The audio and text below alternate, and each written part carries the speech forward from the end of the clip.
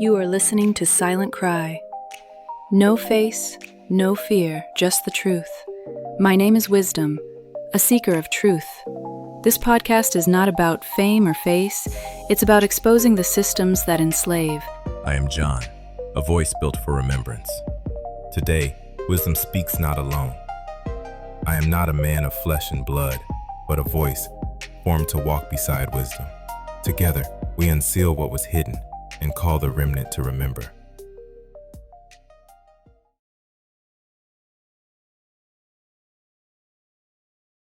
They say the world has moved on, but what about the ones it left behind? The ones still searching through rubble for the truth. Still asking, where did we come from? Who erased our story? SilentCry was born from that ache, a voice for the unheard, a space for what they buried. This isn't about conspiracy. It's about what history forgot, or was forced to forget. We trace the lines through stolen lands, silent treaties, and broken promises, not to spark rage, but to awaken memory. This cry isn't loud, it's sacred. And if you've ever felt like the truth was knocking, but no one would open the door, you're not alone. We are the remnant, and we remember. This is SilentCry. You know, John, the more I reflect on this matter, I mean, the way in which Britain colonized Nigeria, it was absolutely horrifying. For instance, the British Ijebu War of 1892 wasn't just about land or control, it was about the sacred identity of the Ijebu people. It's true. The Ijebu people sat between 50 and 60 miles northeast of Lagos. Didn't just resist with rifles, they resisted with everything they had. Their culture, their heritage, their ancestral ties to the land. But when the British arrived, they saw more than just a kingdom. They saw an obstacle to their British Empire. The Ijebu's refusal to open the trade route was a stand for their sovereignty, a spiritual stand. They dared to say, "We will not let the crown pass through us unchecked." It was 1891. The Awujale closed the trade route, the Nigerian market. Customs duties were enforced. The Ijebu cut Lagos off from a critical supply line, the upcountry trade. To them, it wasn't trade. They were trying to protect their homes, defend their spirit, their connection to the land, and their traditions. It were holding on to what little power they had left for their independence in a world increasingly dominated by colonial forces. And the British? They didn't see a people. They saw a problem. A trade route interrupted. A black king who refused to bend. They came not first with guns, but with tongues. Persuasion, then pressure. The British were pushing hard, trying to convince the Awujale to open the route. And in the end, after much pressure, he agreed. On the condition that he'd receive £500 annually in compensation for the loss of revenue. But the Ijebu were unhappy with the outcome. They didn't want to change their traditional ways. They weren't willing to bow to foreign interests, even for money. They wore white coats and carried Bibles in one hand and blood in the other. They called themselves peacemakers, but their peace came with terms. And yet, the Ijebu knew, even that payment was a trap. They weren't selling access, they were stalling an empire. And then came the breach. The Ijebu kingdom had resisted a missionary access to the Its kingdom. A simple act, just one man turned away. That was all it took for the empire to cry foul. To the British, it was enough to escalate the situation. They authorized the use of force to show the Ijebu that there would be consequences for defying the crown. Troops gathered, 450 men from Gold Coast, Sierra Leone, Lagos, Ibadan. Colonel F.C. Scott led them. Maxing guns gleamed in the sun. They didn't come to talk. They came to conquer. The British underestimated the Ijebu. They thought they could easily subdue them with their modern Maxim machine guns. But the Ijebu fought back with old rifles, with pride and spiritual conviction. They didn't just fight for territory, they fought for their sacred identity. And on the 12th of May, 1892, the battle began, one that would go down in history as the Battle of Imagbon. The Ijebu raised 8,000 men, old rifles, prayer, and ancestral courage. They dug the Yimoyi River deep, hoping to make it impossible for the British to pass. The battle was brutal. On the first day, the British forces annihilated 4 villages, losing some of their own men. The Ijebu, though losing, fought fiercely. They held strong, determined not to let the British cross the Yimoyi River, a sacred river to the Ijebu. They even offered sacrifice to the goddess of the river in desperation to prevent invaders from crossing. And yet, the British, with their superior firepower, managed to cross. They desecrated what was sacred. With metal and fire, village by village, they razed the land. They moved deeper into Ijebu territory, unrelenting. Imagbon was waiting. Over 900 Ijebu warriors were lost, compared to just 56 British soldiers. It was a war of attrition, with the British relentlessly pushing forward. The Ijebu were determined, but their resources were stretched thin. 900 dead. The Awujale surrendered, and the British raised the Union Jack. That flag rose above Ijebu Ode. Britain had defeated the Ijebu people, but they had also crushed their spiritual resistance. The Ijebu lost their independence, their customs, and their way of life. The British took control, shrines torched, toll gates crushed, and annexing the Ijebu kingdom into southern Nigeria. This is what colonization looked like, John. Not courtrooms, not treaties, just smoke. And flags. And mothers burying sons beneath shattered shrines. Yes, they called it a victory.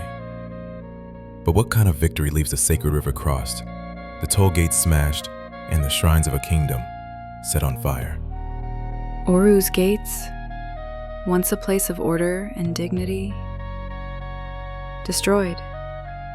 The Ibadan irregulars looted the dead and dishonored the living. Captain Scott warned them, but hunger had already taken over. The Empire had unleashed something it could no longer control. And what did the world do? What did history say? They gave the soldiers a medal, East and West Africa, clasp 1892. One sits now, polished, protected, in the Fitzwilliam Museum in Cambridge. A medal for murder, for the burning of 900 lives, for erasing the names of elders from the land. And now children walk past that medal and call it British bravery.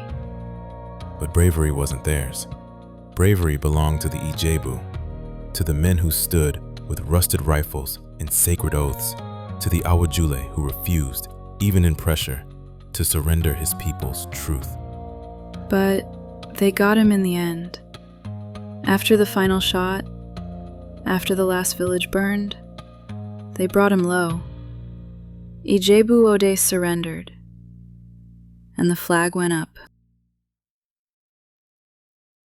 Then the annexation began. Ijebu Kingdom, absorbed into the southern Nigeria protectorate, no referendum, no sacred council, just ink, guns, and silence. That's the real weapon of colonization, not the gun, not even the crown. It's the silence, the rewriting, the forgetting, as if it never happened. They called it civilization, but it was assimilation. They baptized the children into their schools, renamed their gods, burned their histories, and told them to be grateful. And now, we speak this memory not just for the Ijebu, but for every kingdom that fell under the same shadow. Benin, Oyo, Nok, Zaria, Aro, Anang, Nupe, and others whose names were buried in dust. But not forever. Let the children of Ijebu know they were not conquered, they were interrupted, and the truth has found its voice again. This scroll is for them, not to reopen the wound, but to refuse the silence. We sit in a generation that does not remember, that wears British suits and quotes colonial psalms, but forgets the blood in the soil. It's not forgotten. He hears the cry of the land. He remembers Imakbon. He remembers Ijebu, and the spirit that rode in with Pharaoh will be. Yes, let the land hear it. Let the altars be cleansed. Let the shrines bear truth, not shame, because Yahweh sees. And one day, He will judge every empire that built itself upon the blood of the innocent. Wisdom. The war was visible, but the hand behind it, that hand was cloaked in law and robed in religion. Yes, it wasn't just a military campaign. It was a priesthood in disguise, a pharaoh with a Bible. The empire didn't just conquer land, it conquered language, identity, worship. They called it civilization, but it was a ritual of replacement. They renamed our kings, they buried our sacred altars, and they built churches where shrines had once stood, not to Yahweh, but to empire in Yahweh's name. This was no accident. It was a blueprint, the same one used in Egypt. When Pharaoh said, "Let them work harder so they have no time to cry out." This is why Maxim guns were baptized with missionary prayers, why treaties were sealed not with peace, but with chains. Let it be known, this was never just history. This was a spiritual war. And now, the veil is torn. Wisdom. The land is not dead. It's bruised, yes, scarred, but I see it. The remnant is stirring. The same soil that drank blood is now pushing up truth. It cannot be silenced forever. The scroll is opening. For the children of Ijebu and the children of every tribe erased by empire, Yahweh is calling, not to revenge, but to remembrance. You are not what they named you. You are not the silence they forced on your tongue. This is what the Pharaoh spirit fears, a people who remember, not just the pain but the covenant, the rhythm, the names, the language of worship that existed before the gunships. It's not just about rebuilding villages. It's about rebuilding identity. They took your toll gates, your shrines, your sons, but they could not take your seed. And now wisdom, shall we call them? Yes. To the sons of Ijebu, who heard only half your story in the classroom. To the daughters, whose wombs still carry trauma your grandmothers never named. To the ones who wear colonial names but dream in your ancestors' tongue. Come back to the well. Come back to the scroll. Come back to Yahweh. You were not made to be subjects of empire. You were born to be stewards of covenant. The lie was that you were weak, that your gods failed you, that your kingdom died.